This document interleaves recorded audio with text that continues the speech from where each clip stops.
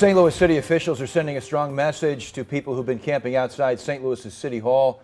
Violence will not be tolerated. Good evening. Thank you for joining us. I'm Steve Savard. And I'm Claire Kelly in for Samantha Jones tonight. That message comes as city employees, police officers, and even one of our news crews have faced assaults and attacks.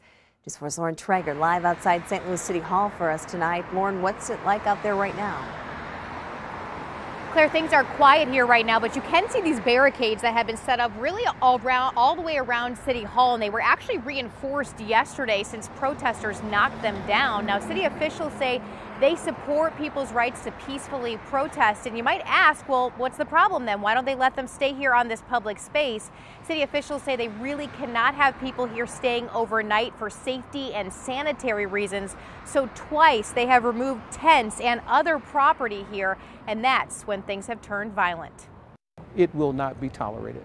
Public Safety Director Judge Jimmie Edwards says he condemns acts of violence that have been committed by people at City Hall. While they call it a protest, it is just a disguise to engage in bad behaviors. Camps had been formed on the property demanding Mayor Lyda resign after she read aloud names and addresses of some people who want to defund the police. But not all has been peaceful here. Monday, police announced DeAndre Fitzpatrick has been charged with assault.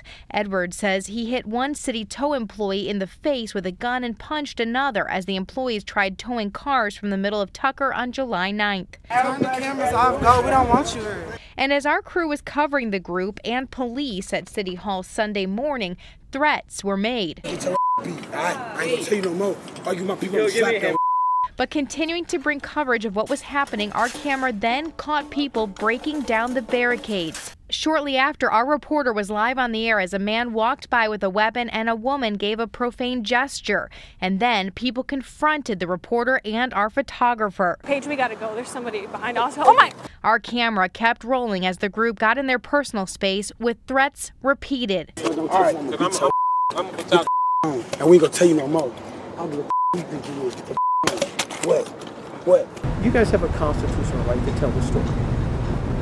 And so I had never seen protesters turn on the video. Edwards says what happened was appalling, requiring police to start making arrests. But he says whether against journalists, police officers, or regular citizens, violence and criminal behavior just won't stand. He's now calling on the public and other leaders to speak up. They should denounce what is happening in the city of St. Louis. Because unfortunately, when people think if they're doing something and the public's behind them, they continue to do it.